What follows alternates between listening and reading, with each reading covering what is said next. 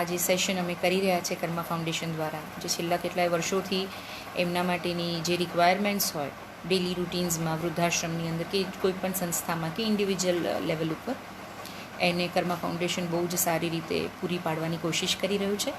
અને સાથે સાથે આ મહામારીનો જે સમય આવ્યો છે એમાં ઓનલાઈન માધ્યમથી પણ અમે એમના માટે કંઈક કરી શકીએ, એમની વાતો સમાજ સુધી પહોંચાડી શકીએ અને એમના થકી, સમાજના સાથ થકી સહારા ઇનિશિયેટિવના નેજાની છે કર્મા ફાઉન્ડેશન વડીલો તેમજ દિવ્યાંગ બાળકો, અનાથ બાળકો, જે શિશુગૃહમાં બાળકો છે, પછી ગરીબી રેખા નીચે જીવતા બાળકો છે, બહેરા મૂંગા બાળકો છે, એ બાળકો માટે અને સિનિયર સિટીઝન્સ માટે કંઈક સારું કાર્ય કરી શકીએ, જે આપ સૌના સાથ સાથે જ શક્ય બનવાનું છે. અચ્છા, આપ મહુવામાં છો, બહુ સરસ કેતકીબેન, તમે ખૂબ જ સુંદર કાર્ય કરી રહ્યા છો ત્યાં.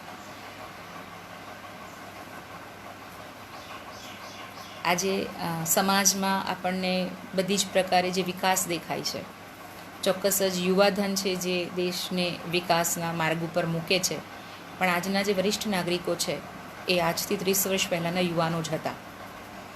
તો બસ સમાજમાં વડીલો ક્યાંક કુરાણે ન મુકાઈ જાય અને એ સમાજનું અભિન્ન અંગ બની રહે ને એમના અનુભવો થકી આજનું યુવાધન ઓર હોશિયાર બને, સમજદાર બને અને પછી દેશને વધારે પ્રગતિના પંથે મૂકે, એવા આશય સાથે કર્મા ફાઉન્ડેશનના સહારા ઇનિશિયેટિવે એમની રોજિંદી જરૂરિયાતોની સાથે એ લોકો સમાજ માટે કેટલા જરૂરી છે એ વિષય ઉપર વિચાર કરી અને અવનવી પ્રવૃત્તિઓ યોજવાનું શરૂ કર્યું છે. અને મને બહુ જ ખુશી છે કે એનો હું એક ભાગ છું.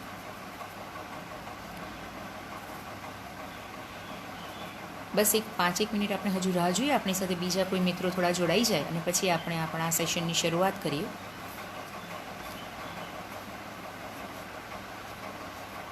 મને સૌથી વધારે ખુશી એ વાતની છે કે તમારા જેવા જે મિત્રો છે એ લોકો વડીલો માટે વિચારે છે અને વડીલો માટેના સેશન માટે આટલો સમય કાઢી અને અમારી સાથે જોડાયા છે.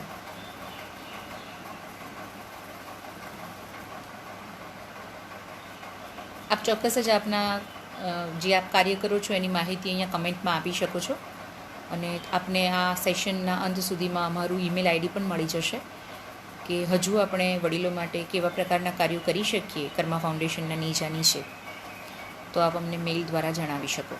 અને તમે અહીંયા કમેન્ટ્સમાં પણ પ્રશ્નો હોય, કોઈ વડીલની વ્યથા હોય અથવા તો વડીલે કંઈક સારું અચીવ કર્યું હોય, એવી કોઈ પણ વાતને અહીંયા ચાલુ સેશન દરમિયાન પણ આપ કમેન્ટ કરી શકો છો, જેને આપણે આપણી વાતમાં આગળ વણતા જઈશું.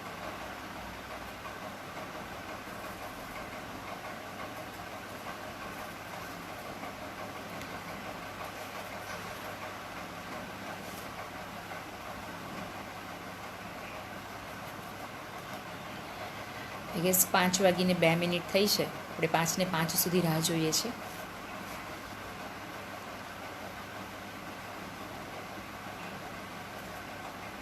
તમે તમારા ફ્રેન્ડ્સને પણ આપણા સેશનમાં ઇન્વાઇટ કરી શકો છો, જેથી કરીને વધારે લોકો સુધી વડીલો માટેની આ વાત પહોંચી શકે.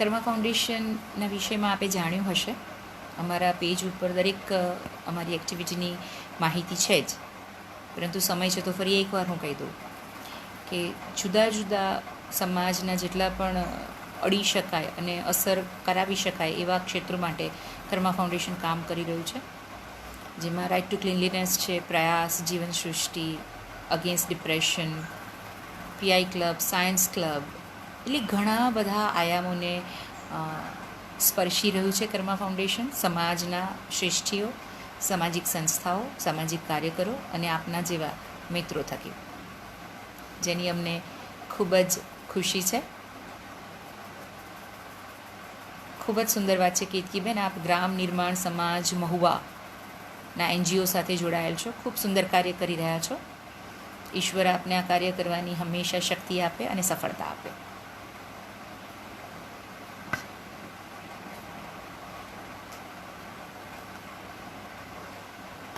હવે 1 મિનિટ આપણે હજુ રાહ જોઈ રહ્યા છે, આપણી સાથે હજુ બીજા મિત્રો જોડાઈ જાય.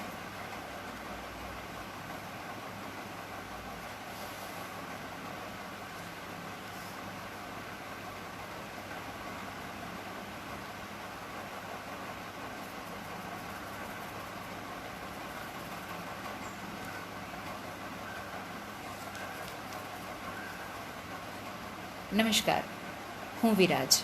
કર્મા ફાઉન્ડેશનના પેજ ઉપરથી આજે આપ સૌ સમક્ષ આપણા સમાજમાં, આપણા જ ઘરમાં, આપણી જ સરાઉન્ડિંગ રહેતા વડીલો, વરિષ્ઠ નાગરિકો, સિનિયર સિટીઝન્સ, 60 વર્ષ ઉપરના વૃદ્ધ, જે પણ આપ એમના માટે શબ્દ પ્રયોગ ઉચ્ચારતા હો કે વિચારતા હો, તે તમામની વાતો, જેઓ સાવ જ લાચાર પરિસ્થિતિમાં છે તેવા વડીલો, જેઓ બીમાર છે, કોઈ ચાલી નથી શકતા, કોઈને સાંભળવાની તકલીફ છે, કોઈને જોવાની તકલીફ છે, એન્ડ ઘણા લોકો એકલા છે ઘરમાં, કારણ કે ઈશ્વરના આદેશથી જોડી તૂટી ગઈ હોય અને કોઈ એકલું હોય, કોઈ મરજીથી એકલું હોય, કોઈ ઘરમાં કપલ સિનિયર સિટીઝન છે જ્યાં બાળકો નથી અથવા તો જુદા રહે છે કોઈ પણ કારણોસર.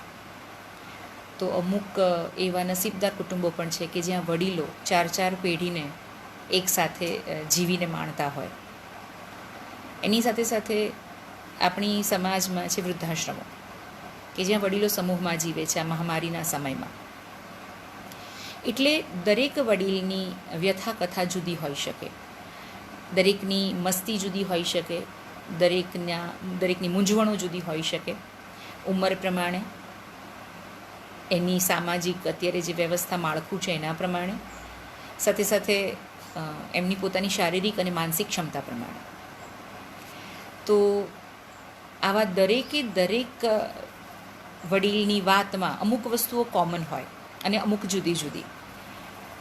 તો આજે આ કાર્યક્રમના માધ્યમ થકી કર્મા ફાઉન્ડેશનનો એક નમ્ર પ્રયાસ છે કે સમાજમાં જે બાજુમાં મુકાઈ ગયેલો આ ઉંમરનો વર્ગ છે, જેને આપણે વૃદ્ધ, ઘરડા, સિનિયર સિટીઝન્સ, વરિષ્ઠ કે રિટાયર્ડ પીપલ એવા શબ્દોથી નવાજીએ છીએ. આપણા ઘરના નાના નાની, દાદા દાદી, કોઈ પણ. તો આ લોકડાઉનમાં પોતાના જીવનને છેલ્લા 2 મહિનાથી સાચવીને ડરતા જે લોકો 2 મહિનાનો સમય પસાર કરી રહ્યા છે, અને હજુ લોકડાઉન ખુલી ગયું છે પણ વડીલો માટે હજુ લોકડાઉન જ છે, કારણ કે એ ઉંમરમાં આવેલી વ્યક્તિઓ છે કે જેને આ મહામારીનો જે સમય છે એ સૌથી વધારે અસરગ્રસ્ત કરી શકે છે. માટે એ લોકોને હજુ વધારે સમય સુધી ઘરમાં રહેવાનું છે.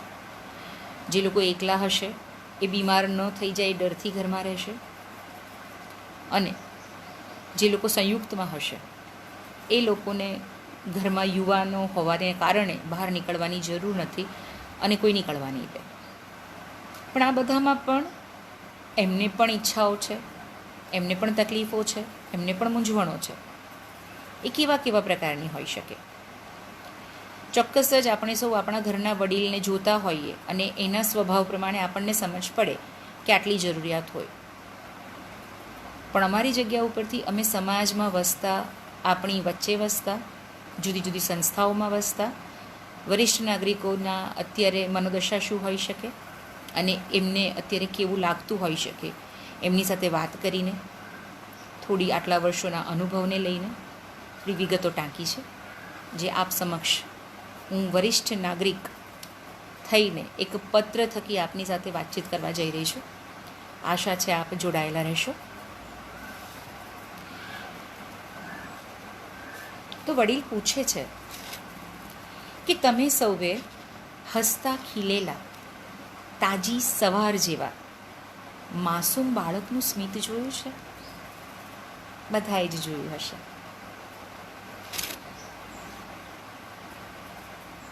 મારું સ્મિત પણ એટલું જ માસૂમ છે. ફરક એટલો છે કે નવું જન્મેલું બાળક એક નવી ખુશહાલી લઈને આવે છે, અને અમારા જેવા વરિષ્ઠ થયેલા, ચહેરા ઉપર કુમાશની પરંતુ જીવનના અનુભવો થકી પડેલી કરચલીઓવાળા. નાના બાળકની આંખોમાં જે ચમક હોય છે, ત્યારે અમારી આંખોમાં જીવનભરના જોયેલા સંઘર્ષો, સંજોગો, સાથે સાથે બાળકોની કામયાબીની ખુશી, એટલે એક આંખમાં હર્ષાશ્રુ અને બીજી આંખમાં વેદના. પણ ચમક તો હજુ બરકરાર છે, બસ ધારીને જોવાની જરૂર છે. અને હા, જે અમારું સ્મિત છે ને, એ તો પેલા નાના નિર્દોષ બાળક જેવું જ છે, કારણ કે દાંત તો એના મોઢામાંય નથી હોતા અને આજે અમારા મોઢામાં પણ નથી. પણ બસ ફરક એટલો છે કે નવા જન્મેલા બાળકને લોકો એકી ટશે જોયા કરે છે અને અમારા જેવા ચહેરાની સામે કોઈ એક ટક નજર પણ નથી નાખતું. માટે જ આજે કહેવાનું મન થાય છે કે આવ મારી પાસે બેસ, આવ મારી પાસે બેસ, બે વાત સંભળાવું. આવ મારી પાસે બેસ, બે વાત સંભળાવું, જિંદગીની ચોપાટની આ બાજી શીખડાવું. કદાચ તું જુવાન છે, હા તું જુવાન છે, પણ અમારા દાંત વગરના મુખમાંથી લોચા વળી જતી જીભ અને તેને કારણે કાલા ઘેલા ઉચ્ચારો તને એટલા કર્ણસ્પર્શી નથી લાગી રહ્યા અને એટલે જ તને નથી સમજાતા.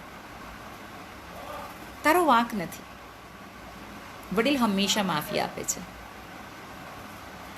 તારો વાંક નથી, કારણ કે મને નહોતા સમજાતા. મારા માતા પિતાના એ ધ્રુજતા અવાજે કહેવાતા એ અનુભવો ને આજે એ જ જગ્યાએ અમે ઊભા છીએ. તારો વાંક નથી. હા, આજે વરિષ્ઠતાની પડાવે આવીને ઊભેલો એક હું,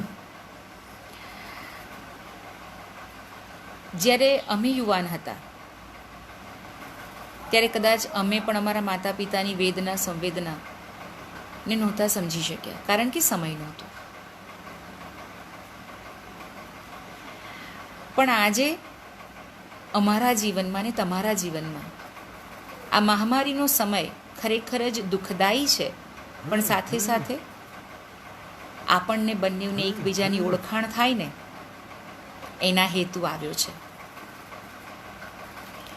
અને માટે જ મેં કહ્યું કે આવ મારી પાસે બેસ, કારણ કે આજે તારી પાસે સમય નથી એવું કોઈ જ બહાનું નથી.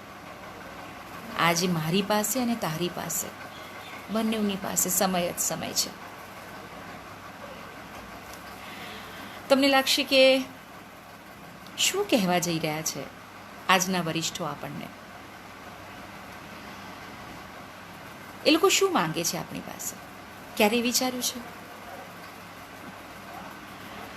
એમનું બાળક જન્મે ને, એક પરિણીત કપલ જે હોય, દાંપત્ય જીવનની શરૂઆત કરે અને માતા માતૃત્વને ધારણ કરે, ત્યારે તો યુવાન હોય છે. પણ બાળક જન્મે છે અને જન્મથી લઈને મોટું થાય ત્યાં સુધી માતા પિતાની નજર એના પરથી હટતી નથી. એ પડી જશે તો, એને વાગી જશે તો, એને શું બનાવીશું, એને શું બનવું છે, એને શું ખાવું છે, એને શું ગમે છે, એને શું પહેરવું છે. એ લોકો સતત એક માતા પિતા તરીકેની જવાબદારી બજાવતા બજાવતા તમારી ઉપર નજર નાખીને બેઠા છે. પરંતુ જ્યારે તમે યુવાન થાવ છો, જુદા જુદા શોખમાં અને પ્રવૃત્તિમાં રચ્યા પચ્યા થાવ છો, મા બાપ છે એમની જરૂરિયાતોને સાચવો છો, પણ મૂળભૂત વાતોનું શું? શું આપણે નાના હતા ત્યારે ફક્ત આપણને 2 ટાઈમ જમવાનું અને જરૂરિયાતની વસ્તુઓ આપી દીધી હોત, પણ માનો સ્પર્શ ન મળ્યો હોત, પિતાનો હુંફાળો હાથ ન ફર્યો હોત, તો બચપન કેટલું અધૂરું લાગત. તો આજે એક વડીલ તરીકે અમારા બધા જ વડીલોની વાત રજૂ કરું તો બસ સતત ને સતત તમારી જ સામે જુવાન હતા તમારા માતા પિતા, અને આજે અમે વૃદ્ધત્વ તરફ પ્રયાણ કરી રહ્યા છીએ. અમારી દરેકે દરેક વસ્તુ પર નજર ન નાખો તો કાંઈ નહીં, પણ એક નજર તો નાખો. આ સમાજની અંદર બધા જ વડીલોની આવી દશા છે એવું હું નહીં કહું, કારણ કે ઘણા એવા સમૃદ્ધ, સંસ્કારી, સમજદાર એવી આવનારી નવી પેઢીઓ છે કે જે પોતાના મા બાપનું મહત્ત્વ સમજે છે, એમની ટેકન કેર કરે છે પ્રોપરલી, એમને સમય આપે છે, એમના માટે વિચારે છે, પોતાની સાથે જ રેસ્ટોરન્ટમાં લઈ જાય છે, પોતાની સાથે બહાર પ્રવાસ ઉપર જાય કે પિકનિક પર જાય કે વેકેશન પર જાય તો સાથે રાખે છે, મૂવીઝ જોવા લઈ જાય છે. એટલે આપણે આ વાત બધા જ નાગરિકો માટે લાગુ નથી પાડતા, પરંતુ આ સમાજની વાસ્તવિકતા છે કે આપણા સમાજમાં એવા ઘણા વડીલો છે કે જેમના પ્રત્યે દુર્લક્ષ સેવાય છે, અને એ લોકો બીજું કંઈ જ નથી માંગતા, બસ પ્રેમ, હૂંફ અને થોડો સમય માંગે છે આપણો. લોકડાઉનના સમયમાં દરેકે દરેક જે વરિષ્ઠ છે એની પરિસ્થિતિ જુદી છે, એની તકલીફો જુદી છે, એની મૂંઝવણો જુદી છે, પરંતુ તે છતાં એ સમજીને કે ડરીને ઘરમાં છે. અને અત્યારે આપણા સમાજની અંદર એમના તરફથી આ સૌથી મોટું યોગદાન છે કે તેઓ બહાર નીકળી અને પોતાના સ્વાસ્થ્યને ગંભીર રીતે હાનિ નથી પહોંચાડી રહ્યા, સાથે સાથે ઘરમાં રહી અને જે રીતે પણ મદદરૂપ થઈ શકાય એવી મદદરૂપ થવાની કોશિશ કરે છે. આ સમયની અંદર જે લોકડાઉનનો માહોલ છે એમાં વૃદ્ધાશ્રમોમાં થોડીક વિપરીત પરિસ્થિતિ છે. જેમ કે સમાજમાં આપણી સાથે રહેતા વડીલો બહાર ફરતા હતા, જતા હતા, અને વૃદ્ધાશ્રમમાં કોઈની વર્ષગાંઠ આવી કે કોઈની શ્રદ્ધાંજલિ આવી તો બહારથી લોકો એમને મળવા જતા હતા, જન્મદિવસની ઉજવણી ત્યાં થતી હતી, ઉત્સવો ઉજવાતા હતા, તો એ લોકો બહુ જ આનંદના માહોલમાં પોતાની જીવનને માણતા હતા. આ લોકડાઉનના સમયમાં એ માહોલ નથી રહ્યો, પણ સાથે સાથે એ લોકો સાથે જ છે. આજે કોઈ પણ વૃદ્ધાશ્રમમાં 30, 40, 50, 100 કે 200 જેટલા પણ વડીલો હોય, એમને એકબીજાની હૂંફ છે, એકબીજાનો સધિયારો છે. પણ જે વડીલ એકલા છે, જે બહાર નીકળીને 4 મિત્રોને મળતા હતા, એ આજે ઘરની 4 દિવાલોમાં લોકડાઉન છે, તો એની પરિસ્થિતિ જુદી છે. એટલે વૃદ્ધાશ્રમના વડીલોની દશા શું હશે એમ આપણે બધા જ વિચારી લેતા હોઈએ છીએ. પણ અત્યારે સમાજમાં એકલા રહેતા વડીલો, તમારા બ્લોકમાં રહેતા, તમારા ફ્લેટની આજુબાજુમાં રહેતા, તમારી સોસાયટીમાં રહેતા વડીલને ખાલી પૂછજો કે કેમ છો, કારણ કે એમની દશા અત્યારે થોડીક વધારે વિકટ છે. અંદરથી ડર છે, કંઈ થશે તો કોણ કરશે. આજે ફેમિલીમાં પણ હોઈએ છીએ સાથે, પણ આ મહામારીમાં જો કોઈ સપડાય છે તો આપણે એની મદદ નથી કરી શકતા. તો વિચારો કે આજે એકલા રહે છે, એમનો ડર કેટલો હશે.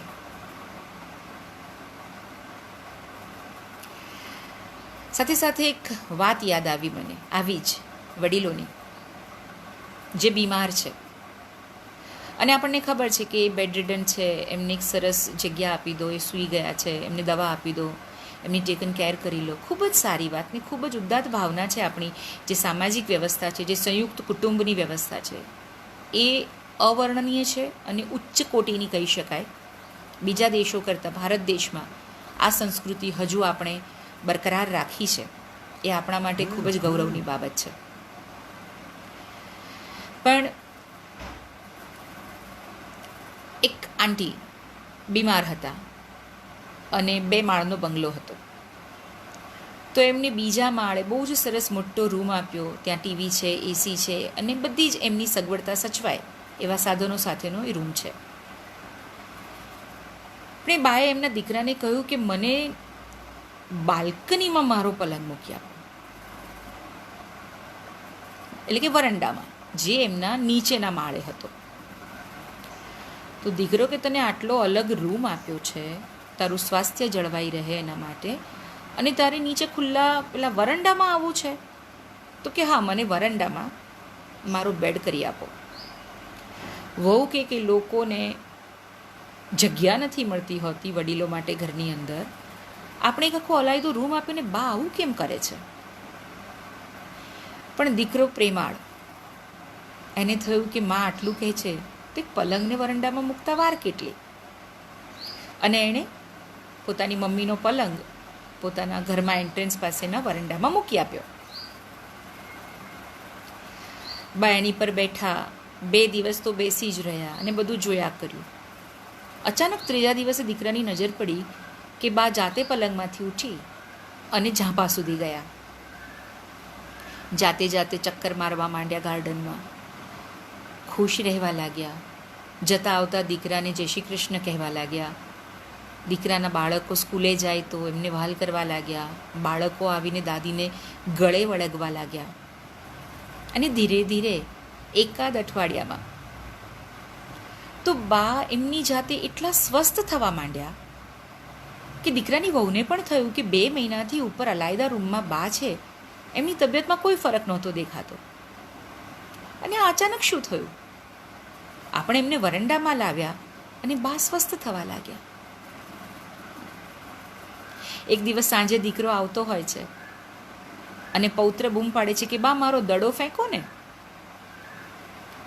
તો દીકરો પોતાના દીકરાને કહે છે કે બેટા, બા ઉંમરવાળા છે, આપણાથી એમને તમારાથી એમને આવી રીતે દોડાવાય નહીં. તો દીકરો કે પપ્પા, બા તો રોજ જે દડો રમે છે મારી સાથે. ત્યારે દીકરાને આશ્ચર્ય થયું કે જે વડીલ બાને બીમાર છે, અશક્ત છે એવું સમજીને એમનું જતન કરતા હતા, કદાચ ધ્યાન રાખતા હતા કે આવું જ રખાય, પરંતુ એ જ માં રમે છે, હસે છે, બોલે છે, ફરે છે જાતે, ફક્ત એમની જગ્યા બદલાવા માત્રથી. અલાયદા રૂમમાં એકલતા ક્યારેય કોઈ વડીલને સ્વસ્થ ન કરી શકે. પરંતુ 10 બાય 10ની રૂમ પણ હોય ને, અને એમાં એક ખુરશી ઉપર પણ જો બાને બેસાડીએ અને એમની સાથે વાતો કરીએ તો ગમે એવું બીમાર વ્યક્તિ હોય ને એ પણ ઊભું થઈ જાય. આ તાકાત છે આપણે આપેલા સમયની આપણા વડીલો માટે. આ માધ્યમથી એક નમ્ર વિનંતી કરીશ કે આપણે પણ આપણા જીવનની દોડભાગમાં, પાછા હવે લોકડાઉન ખુલ્યું છે એટલે શરૂ થઈ ગઈ છે, પણ જે 2 મહિના આપણને આદત પડી છે ઘરમાં રહેવાની, આપણા વડીલોને જોવાની, એમની સાથે રમવાની, મહેરબાની કરીને એ આદતને અકબંધ રાખજો. પહેલાં સમય મળ્યો હતો અને હવે સમય કાઢજો. મિત્રો સાથે કદાચ અડધો કલાક વાત નહીં કરીએ ને તો વાંધો નહીં આવે, પણ જો અડધો કલાક ઘરના વડીલો સાથે વાતો કરીશું ને, બહુ મોટો ફરક પડી જશે બધી જ રીતે. વડીલો એક અનુભવનું ભાથું લઈને બેઠેલું એક વર્ગ છે, પણ આપણા સમાજની તાસીર એવી થઈ ગઈ છે કે તમે રિટાયર્ડ થઈ ગયા, હવે તમારે ટેકનોલોજી સાથે કોઈ સંબંધ નથી, માટે તમે આ બધું સમજી નહીં શકો અને તમે ઘરે બેસો. જ્યાં સરકારી જગ્યાએ કામ કરતા હશે ત્યાંથી રિટાયર્ડ કરવામાં આવશે. અચાનક કામ કરતો માણસ બીજા દિવસથી જ્યારે થંભી જાય છે, એની મનસ્થિતિ શું હોઈ શકે? જ્યાં કામ કરતા હતા ત્યાંથી કહી દીધું તમે હવે ઘરે જાઓ. ઘરમાં પણ એક માહોલ બદલાય છે કે હવે આ તો રોજ ઘરે રહેશે, ચા બનાવો, નાસ્તો બનાવો. લોકોને એક અલગ જ તકલીફ પડવા માંડે છે પોતાના થકી જ. આને બદલવાની તાતી જરૂરિયાત છે. અત્યારે એવું કહેવાય છે કે આયુષ્ય રેખા વધી ગઈ છે, કમ્પેરેટિવલી આયુષ્ય લાંબુ થઈ ગયું છે બધાનું. તો બચપનનો જે ગાળો હોય છે એનાથી ડબલ કદાચ યુવાની હોય છે, પણ યુવાનીથી ડબલ ગાળો વૃદ્ધાવસ્થાનો હોય છે. તો જીવનનો જે ભાગ વધારે મોટો છે એ અવસ્થાને પ્રવૃત્ત રાખવી, સ્વસ્થ રાખવી, સમાજમાં એમના અનુભવો થકી એમની આવડતનો લાભ લેવો અને સમાજને ઓર મજબૂત બનાવવો, આ બધા વિષયો ઉપર વિચાર કરી પોતાની જીવનશૈલીમાં, પોતાની વિચારશૈલીમાં બદલાવ લાવી અને વડીલોને સાચવી લેવાનો આ સમય છે. ઈશ્વરે ખૂબ જ સારું આ એક નિમિત્ત બનાવ્યું કોરોનાને, કે જ્યાં ઘણું બધું ઢંકાયેલું, છુપાયેલું, વણખુલેલું આપણા બધાની સામે આવ્યું. આપણને કંઈક નવી જ અનુભૂતિ થઈ. આપણા જ લોકોથી કેટલા વર્ષોથી આપણે અજાણ હતા એની જાણ થઈ, અને એમાં અગત્યનો ફાળો ભજવ્યો છે આપણા વડીલોએ. દાદા દાદીની સાથે બેઠેલા બાળકો રમતા, વાર્તા સાંભળતા, કિલ્લોલ કરતા, રામાયણ મહાભારત સિરિયલ આવે ને ત્યારે એને પાત્રોના હિસાબે બાળકોને સમજાવતા, અને એ લોકોને ખુશ જોઈને ખુશ થતા યુવાનો. એક અલગ અને અલૌકિક માહોલ દરેક ઘરમાં સર્જાયો. પણ જ્યાં ફક્ત ને ફક્ત 2 જ સિનિયર સિટીઝન ઘરમાં હોય, કોઈ યુવાન વ્યક્તિ નથી, તો એમને આ માહોલ થોડો ટેન્શનવાળો રહ્યો. કામવાળા આવીને કામ કરતા હતા એ બંધ થઈ ગયા, તો આ ઉંમરે શારીરિક તકલીફોની સાથે ઘરના કામ કરવાના આવ્યા. શરૂમાં ઘણા બધાને અગવડ પડી હશે, પણ ઘણા વડીલો કહે છે કે હવે મજા આવે છે, ખબર પડી કે અમે આ કામ કરી શકીએ છીએ. અમારા મનમાં પણ ઘણા બધા લોક હતા, આ લોકડાઉનમાં એ લોક ખુલી ગયા.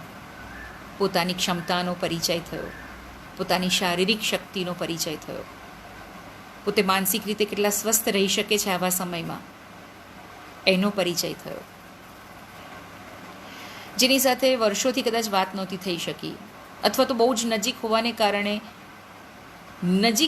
કારણે અંતર થઈ ગયું હતું, એ આ ડિસ્ટન્સના કારણે નજીક આવી ગયા. ઘણા બધા અનુભવો છે દરેક વડીલના જુદા જુદા. દરેક જણ જુદી જુદી રીતે પોતાની સમયને પસાર કરી રહ્યું છે, કોઈ સમયનો સદુપયોગ કરીને કંઈ સારું લખી રહ્યું છે.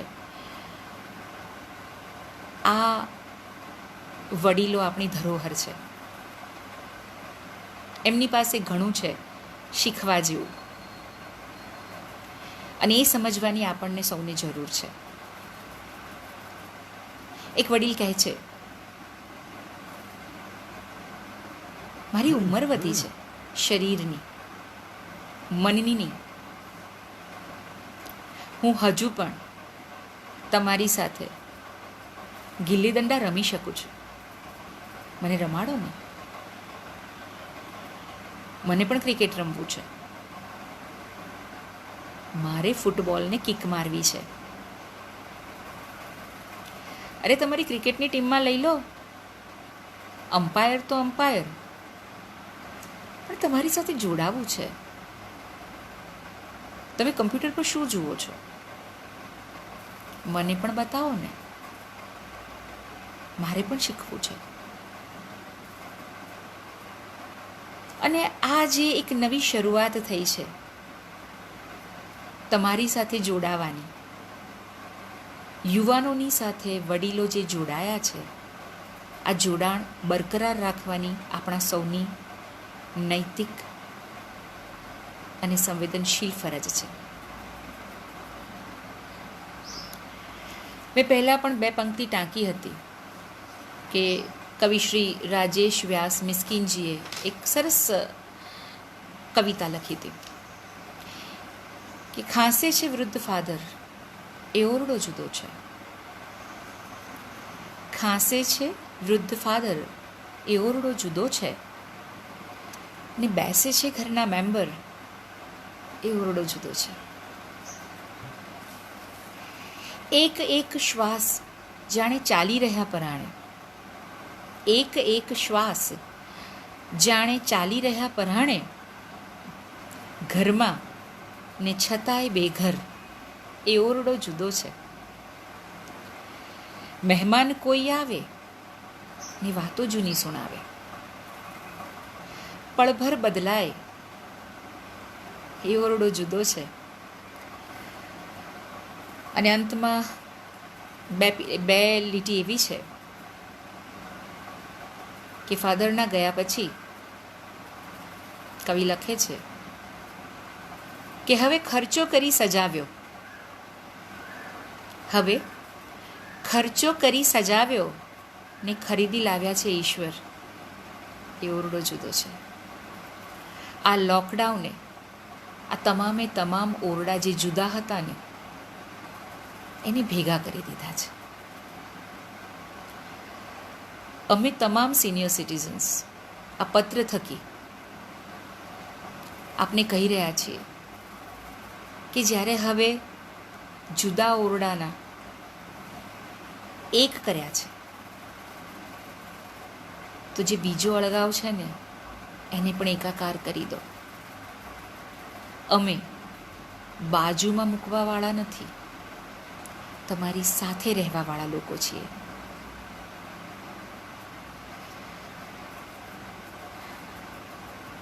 તમને શું લાગે છે વડીલોને આ સિવાય શું જોઈએ છે આપણી પાસેથી? મને અત્યારે લાગે છે કે મારી સાથે ઘણા મિત્રો જોડાયેલા છે. હું ચાહીશ કે આ વાતમાં તમારા મનની વાતને પણ આપ કોમેન્ટમાં મૂકતા જાઓ અને આપણે એ વાતથી પણ સાયુજ્ય સાધીને વાતને આગળ વધારતા જઈએ. કારણ કે વાત જ્યારે વડીલોની આવે છે ને ત્યારે દિલથી દિલ સુધી પહોંચે એ જરૂરી હોય છે. તો હું ચોક્કસ જ આપ સૌને કહીશ કે આપના મનમાં અત્યારે આવતી વાતોને આપ કમેન્ટમાં મૂકો.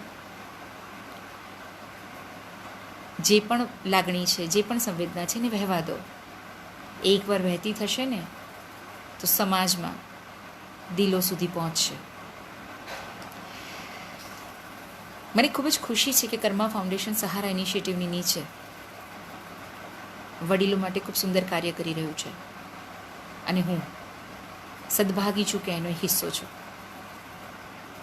આપ સૌ પણ અમારા આ સરસ જે સેવા કાર્ય ચાલી રહ્યું છે એમાં જોડાઈ શકો છો.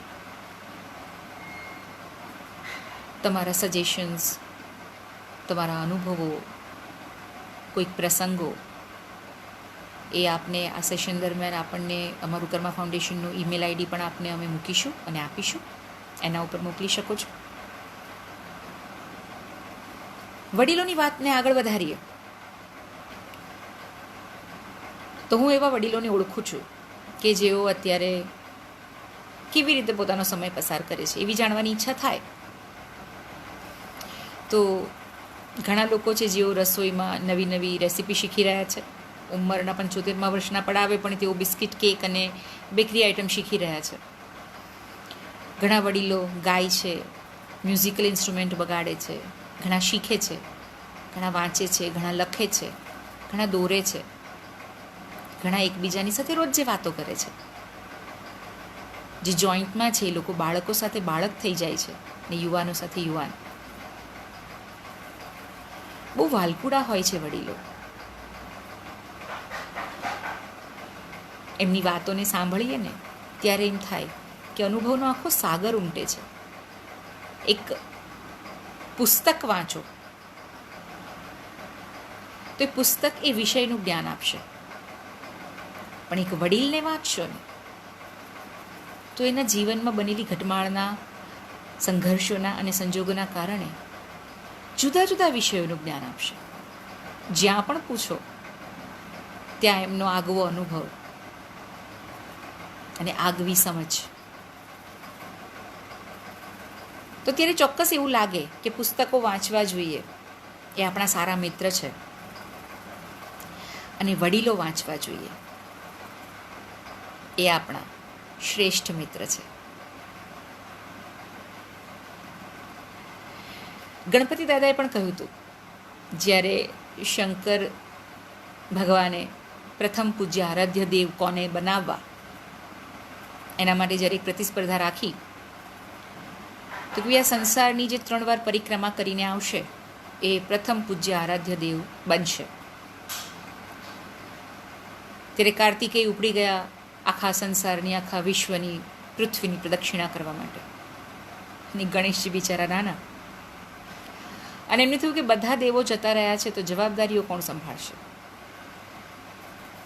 તો જવાબદારી નિભાવવા માટે અને પોતાના માતા પિતાને પોતાની જ દુનિયા ગણીને, પોતાનો સંસાર ગણીને, આખું વિશ્વ ગણીને 3 વાર એમની પ્રદક્ષિણા કરી અને પ્રતિસ્પર્ધામાં વિજયી થયા. અને આજે આપણે સૌ આપણા શુભ કાર્યોમાં ગણપતિજીને પ્રથમ પૂજ્ય આરાધ્ય દેવ તરીકે વંદન કરીએ છીએ. એ ગણેશજીએ આપણને શીખવ્યું છે કે મા બાપ એ બાળક માટે આખું વિશ્વ છે. જો એની પ્રદક્ષિણા કરવા માત્રથી તમને સમગ્ર સૃષ્ટિની પ્રદક્ષિણા કર્યાનું ફળ પ્રાપ્ત થતું હોય, અને આટલી સમજણ આપણામાં છે, જ્યાં આપણે કોઈ પણ શુભ કાર્યમાં ગણેશને યાદ કરીએ છીએ, તો ગણેશજીએ આપેલો સુંદર સંદેશ આપણે કેવી રીતે ભૂલી ગયા છીએ. જ્યારે શાળામાં ભણતા હતા ત્યારે કહેતા હતા માતૃદેવો ભવ, પિતૃદેવો ભવ. શું એ શબ્દો માત્ર છે?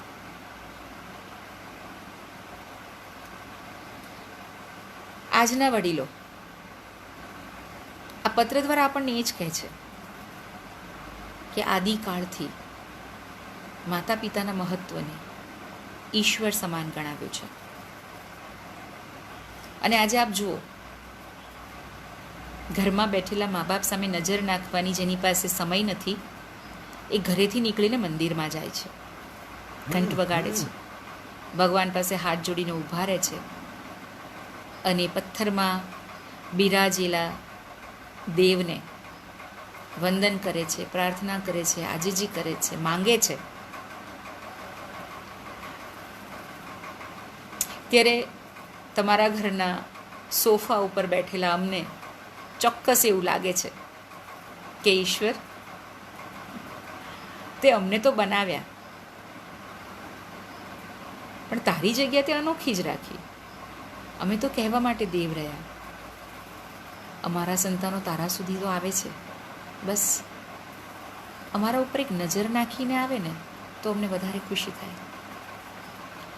પણ હશે, એ સંતાનો છે મારા, એને જે જોઈએ છે આપજે, એને હંમેશા સુખ રાખજે. એક મા બાપ તરીકે આથી વિશેષ અમે કશું જ નથી માગતા. અમારા બાળકોની ખુશીમાં જ અમારી ખુશી છે. વડીલોની વાતો અવનવી છે, જુદી જુદી છે, ક્યાંક રડાવે એવી છે, ક્યાંક હસાવે છે. ઘણા વડીલો એવું કહે છે કે નાના બાળકની જેમ કૂદકા મારવામાં અમને મજા આવે છે, બચપન યાદ આવે છે. ક્યાંક જૂનું ગીત જો સાંભળવામાં આવે યુવાની વખતનું, તો અમે યુવાન થઈ જઈએ છીએ. પણ અમારા જ ઘરમાં આ કલર તમને શોભે નહીં, પહેરાય નહીં, આ ડ્રેસ ના પહેરાય, આ તમને સારું નથી લાગતું. અમારે પણ લાલ કલરના કપડાં પહેરવા છે, અમને પણ હેટ પહેરીને બહાર નીકળવું છે. આજની આધુનિક જમાનાના સિનિયર સિટીઝન આંટી જે 60+ હોય, એને પણ અવનવી ફેશન કરવી છે. પણ આપણું સામાજિક માળખું, લોકો શું કહેશે, રોકી દઈએ છીએ.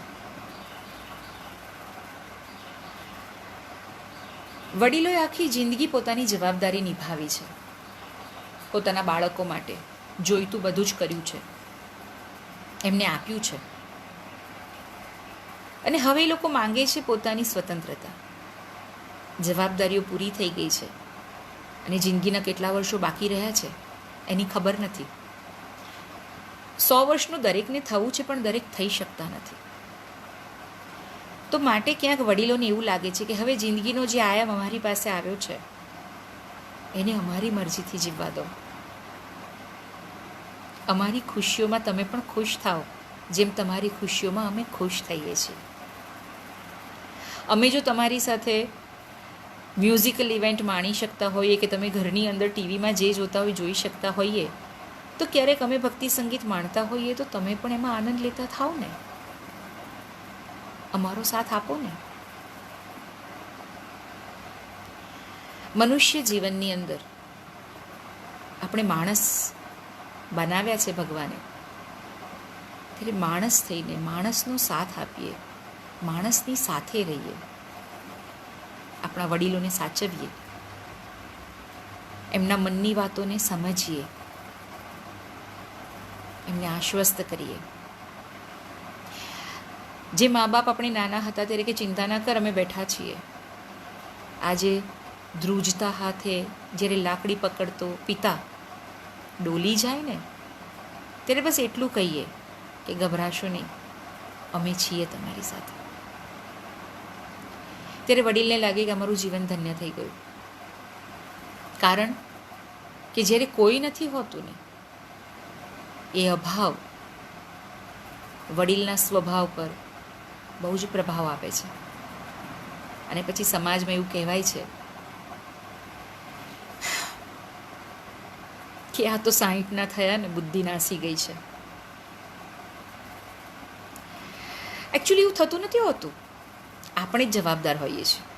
જેવી રીતે આજના યુવાનો વડીલોને ઇગ્નોર કરતા શીખ્યા છે, એમાં વડીલોનો જ વાંક છે. કારણ કે એમણે ક્યારેય પોતાનું મહત્વ સમજાવ્યું જ નથી. અને એવી જ રીતે તમારા ઘરનું વડીલ જો દુઃખી છે, રડે છે, તો એમાં 100% આપણો જ વાંક છે કે ક્યાંક એમની વેદનાને આપણે સમજ્યા નથી, આપણી ફરજને આપણે સુપેરે પૂરી પાડી શક્યા નથી. દરેક પેઢીએ માણસ બંને બાજુ વહેંચાયું છે, પોતાના માતા પિતા પાસે અને પોતાના બાળકો પાસે. તો આજનું જે નેક્સ્ટ જનરેશન છે એ સિનિયર સિટીઝન માટે કંઈ કરે છે તો એમાં કશું જ ખોટું નથી. મા બાપે તમારા માટે કર્યું છે, તમે એમના માટે કરો છો, સાથે સાથે તમે તમારા બાળકો માટે પણ કરશો, અને સેમ વે પણ બેઉ બાજુ સાચવશે. કારણ કે આ ભારતની સંસ્કૃતિ છે, આપણે ભારતમાં રહીએ છીએ. આજે દાદા દાદી આજના સમયમાં પણ પૌત્ર અને પૌત્રીઓ માટે ખૂબ જ લાડકા એવા વ્યક્તિ છે કુટુંબના, કે જ્યાં એમને ખબર છે કે આ એક ખોળો છે જ્યાં અમને ખૂબ જ મોજ મસ્તી મળશે. મમ્મી પપ્પા તો કદાચ લડશે, પણ બા દાદા તો પ્યાર જ કરશે. વેકેશન પડે ને દરેકને નાના નાનીનું ઘર યાદ આવે, કારણ કે ત્યાં પણ તો લાડ જોઈએ છે. તો શું લાડ ફક્ત બાળકોને જોઈએ? વહાલ અને સ્પર્શ ખાલી યુવાનોને જોઈએ? શું કરચલી પડી ગયેલા હાથને હાથમાં લઈને પંપાળી ન શકાય? એમના ચહેરા પર પડેલી કરચલીઓને સમય આપી અને એમના એવોર્ડ તરીકે એક સન્માનીય દ્રષ્ટિએ જોઈ ન શકાય? કરી શકાય, ચોક્કસ જ કરી શકાય. કહેવાય છે ને કે સુંદરતા આંખોમાં વસે છે, જેવી દ્રષ્ટિ એવી સૃષ્ટિ. તો આજે કર્મા ફાઉન્ડેશનના સહારા ઇનિશિયેટિવના આ એક આપણા લાઈવ સેશન થકી એક નમ્ર પ્રયાસ કર્યો છે મેં કે વડીલોના જીવનની અણસ્પર્શેલી વાતો અને જે ખૂબ જ સહજ છે, જે આપણે કરી શકીએ છીએ એવી વાતો આપ સમક્ષ મૂકી. બીજું બધું તો આપણે કરીએ જ છીએ, સામાજિક સંસ્થાઓ કરે છે, પણ જે લોકો સંસ્થામાં નથી પણ કુટુંબોમાં છે અને ત્યાં પણ ઇગ્નોરન્સ ફીલ કરે છે, જાણે અજાણે આપણાથી આપણા જ વડીલો કોરાણે મુકાઈ જાય છે. માણસ જીવે છે ને ત્યાં સુધી એ જીવંત હોય છે. બસ એમને આજીવન મસ્તીથી જીવતા રાખીએ. આપણી ખુશીઓ એમની સાથે વહેંચીએ અને એમની મુશ્કેલીઓને હલ કરવાની કોશિશ કરીએ. કારણ કે તમારા માતા પિતા, તમારા દાદા દાદી, તમારા નાના નાની કે તમારી આજુબાજુમાં વસતા વડીલો શારીરિક રીતે આપણા કરતાં ચોક્કસ જ થોડા કમજોર છે, પણ એમને માનસિક રીતે કમજોર ના થવા દઈએ. એ જ આપણા સ્વસ્થ સમાજનું બહુ જ મોટું ઉદાહરણ છે. આપણી આ કોશિશ આવનારા સમયના વરિષ્ઠ નાગરિકોને ખૂબ જ આનંદ અને ઉત્સાહ આપે, એમના સ્વાસ્થ્યને ઓર સ્વસ્થ કરવાની શક્તિ આપીએ, એમને સાથ આપીએ અને આપણો થોડોક આપણા કામોમાંથી ચોરેલો સમય એમને આપીએ. આ સાથે મારી વાતને હું અહીંયા પૂરી કરીશ અને આપ સૌને જાણકારી ખાતર કે કર્મા ફાઉન્ડેશનના કોઈપણ ઇનિશિયેટિવમાં આપ સેવા કાર્યમાં વોલેન્ટિયર તરીકે જોડાવા ઈચ્છતા હો તો ચોક્કસ જ અમારા કર્મા ફાઉન્ડેશનના પેજ ઉપર આપને બધી જ માહિતી મળશે. ત્યાં મેઇલ કરો, કોન્ટેક્ટ કરો અને જે ડિફરન્ટ ઇનિશિયેટિવ્સ કર્મા ફાઉન્ડેશન દ્વારા ચાલી રહ્યા છે, જેમાં રાઇટ ટુ ક્લીનલીનેસ કે જે સબરમતી જેલની મહિલા કેદીઓ દ્વારા બનાવવામાં આવેલા સેનિટરી પેડ, તેમને ત્યાં મશીન આપવામાં આવ્યા છે કર્મા ફાઉન્ડેશન દ્વારા, અને એ પેડનું નજીવા દરે અને જ્યાં જરૂર હોય ત્યાં ફ્રીમાં વિતરણ કરવામાં આવે છે. પ્રયાસ અને જીવન સૃષ્ટિના ટાઇટલ નીચે ગરીબી રેખા નીચે જીવતા તેમજ ગરીબો માટે કોઈ ભૂખ્યું ન રહે, એમની જરૂરિયાતોની વસ્તુઓ વગર ન રહે તેવી ખૂબ જ સુંદર કોશિશ કરવામાં આવે છે. અગેન્સ્ટ ડિપ્રેશનના નેજા નીચે ડિપ્રેશનથી પીડાતા લોકો અને એમને તકલીફમાંથી બહાર લાવવાના વર્કશોપ્સ એન્ડ ટોક શોઝ કરવામાં આવે છે. સાયન્સ ક્લબમાં વિજ્ઞાન સાથેનો આપણો નાતો, આપણી દોસ્તી વધે એ રીતના પ્રોગ્રામ કરવામાં આવે છે. પીઆઈ ક્લબ જે ટીનેજર્સ માટેના જે પ્રોબ્લેમ્સ છે કે એમની મૂંઝવણો છે એના ઉપર ખૂબ જ સુંદર કાર્ય કરી રહ્યું છે. રિહેબ જે છે એ આપણા સમાજમાંથી જે નશાનું દૂષણ છે એને દૂર કરવાની કોશિશ કરી રહ્યું છે. ગુજરાતી બુક ક્લબ ગુજરાતી સાહિત્યનો વ્યાપ વધે, લોકો વાંચતા થાય, સાહિત્ય રસિક થાય અને ગુજરાતી ભાષાને એક ઓર ઊંચા મુકામે લઈ જવાય એવા સુંદર કાર્યો કરી રહ્યું છે. અમદાવાદ બુક ક્લબ જે ઉગતા કલાકારોને મંચ આપે છે, વાચક આપે છે, એ લેખકોની સાથે આપણો વાર્તાલાપ કરાવે છે અને ઉગતા કલાકારોના દ્વારા લખાયેલા પુસ્તકોને માણવાની મજા આપે છે.